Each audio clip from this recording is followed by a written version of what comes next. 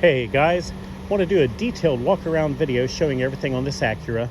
This is a really neat car and a very hard to find car in this kind of condition.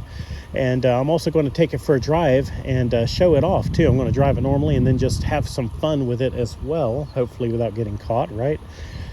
Excuse me. So anyway, this is the 2002 CL. The CLs were sort of like the Honda Accord Coupes, a little bit different. They were a little bit lighter, had more aggressive suspension, more sports oriented. And this is just an excellent example of one of these. And they came with either a 4-cylinder or a 3-liter V6. The very later models like this one, the last couple of production years, came with the 3.2 liter as an optional engine. This is the 3.2 liter V6, and it is a monster of a motor. First I'll walk around the outside. It's got the xenon HID headlights, which absolutely make a huge difference at night. And it is a nice, straight, clean body with one exception. I mean, it's all nice all up under here and stuff, and down low underneath. The unibody frame, all that's really solid. It had some rust breaking out right here, and I just did a little touch-up job, but I took pictures of it before, so I have those on my phone and I can show you. You know, if you're going to come out and check it out, I'm going to show you so you don't have to wonder what it looked like before I made it look pretty again. But it looks really good anyway. The paint's in great shape and it's straight. The leather is in really nice shape. Still has the original Acura floor mats. I like those motorized seats. See, both seats, when you tilt them forward, they get out of your way.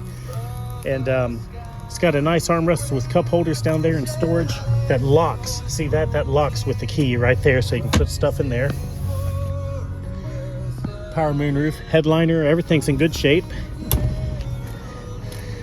This is that 5-speed automatic transmission, but it has the manual shift option, and usually that's kind of a waste in time. I've always found the Volkswagens in particular and the Audis to be disappointing with their Tiptronics. This thing will make your hair stand up. I'm going to show that when I'm driving it. I'm telling you, if I didn't already have a work car, I wouldn't mind keeping this sucker. It'd be a lot more fun than what I drive now, but you know, I got to remember to keep my feet on the ground, right? And not lose focus. But it is a nice looking car, and it just absolutely sings. It just feels so good. It almost just gives you almost like little bubbles in your chest, or butterflies or something, when you get the RPMs up. I used to have an Acura TL years ago, and this is the same engine basically. Okay, speaking of engine, I want to show this to you. It's got a new battery also, by the way, in this past summer.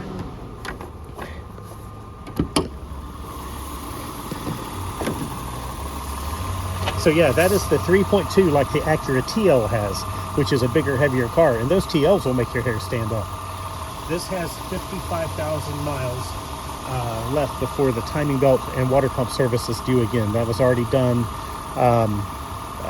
not that far back, and honestly, the way people tend to push it, most people will probably go another 100,000 miles before changing it. It's not like they really break at 100. You know, you're supposed to do them, they say, at every 100,000 miles. 130, 140, 150,000 miles. At a 150, you're probably pushing your luck. But this is not something you'll have to worry about. You can literally turn the key and drive this from day one and not do anything to it. It's had a fresh oil change done not that long ago. I had to replace the windshield.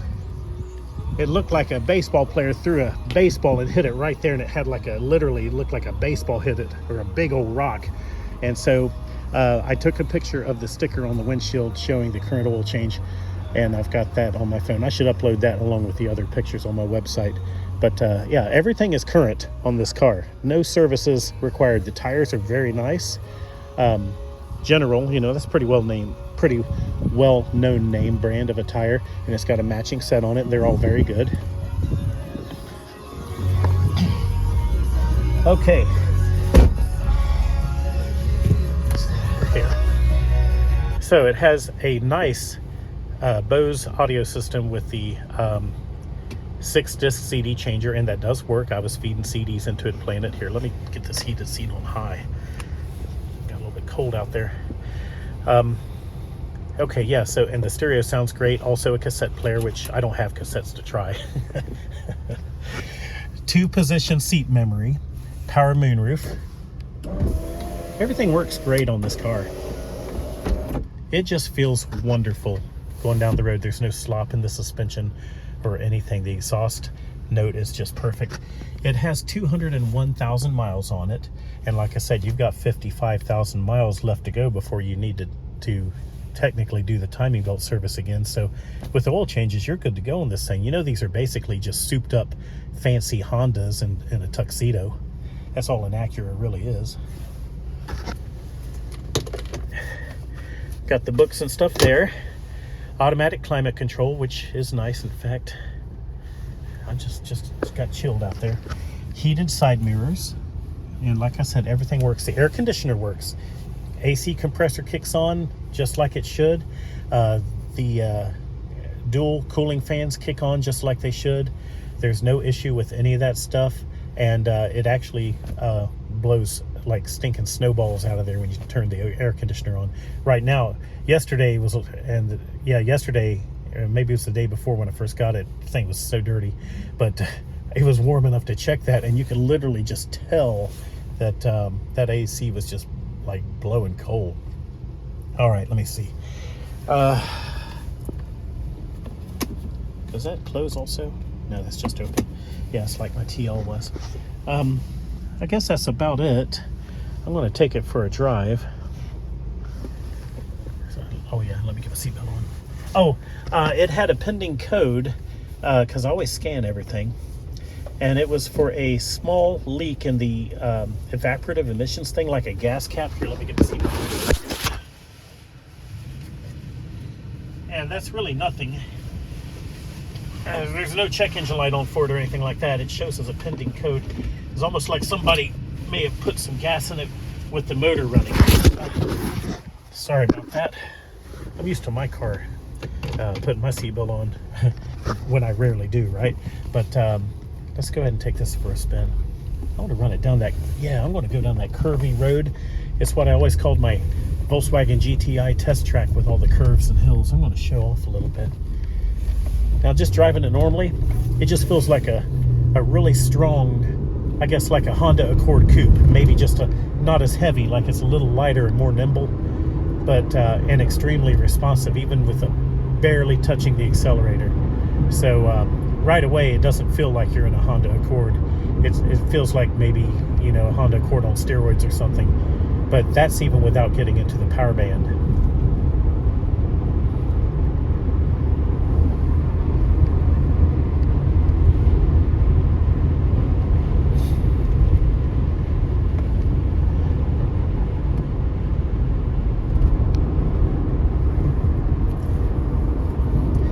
Love the wood trim of these things too.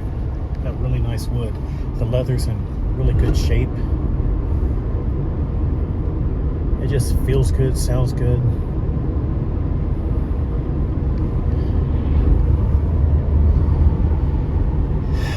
A lot of traffic out today.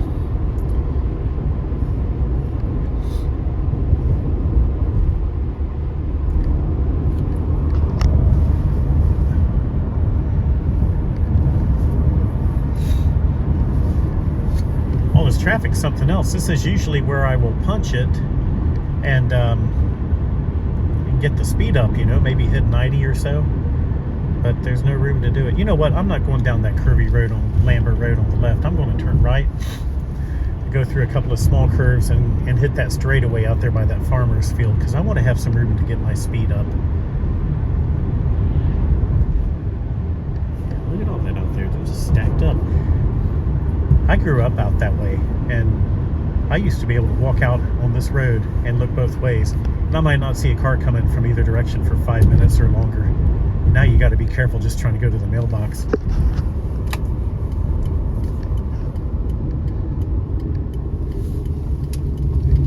Okay, I'll just let you hear the motor running.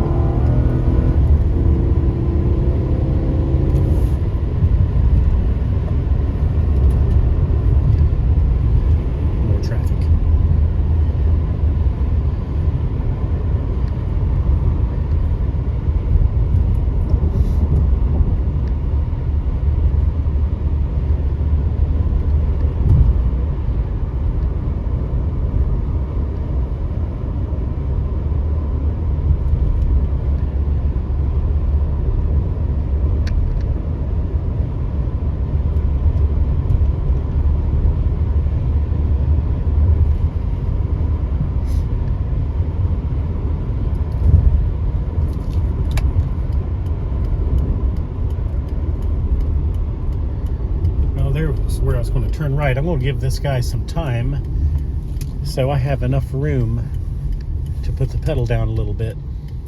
You know, just kind of show how it goes through the power band. Also, I want to show you the shifter where you kick it over, and it tells you what gear you're in right there. See that one? I'll take it up through some gears here.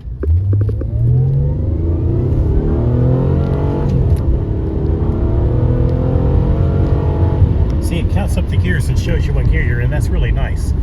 Let's go back to drive.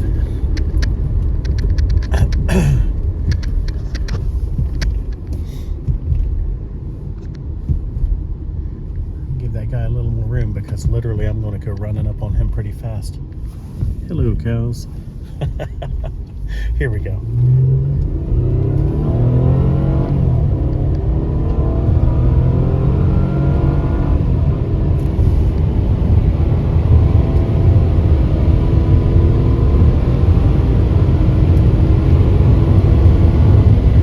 Well, there's 90.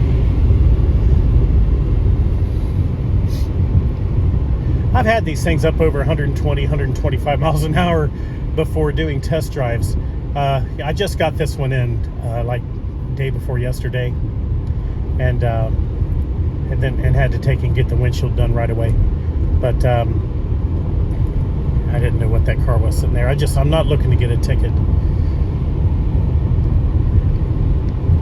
But honestly, you can see that it's solid. This is something, like I said, that you can turn the key on and just drive immediately. You can take it on a trip, on a long distance trip, and just not have to worry about it. It basically needs nothing. So while it may have a few small blemishes, you know, around maybe the body or something, there's like a spot on the rear corner of the what do you call that, the rear bumper cover down low on the very bottom. You know, that doesn't really affect the car at all. But the car is straight and it's solid, and my goodness, it's really been well taken care of mechanically. And these things are some of the best built cars in the world. I love anything that's based on Honda or Toyota, which includes Acura and Lexus.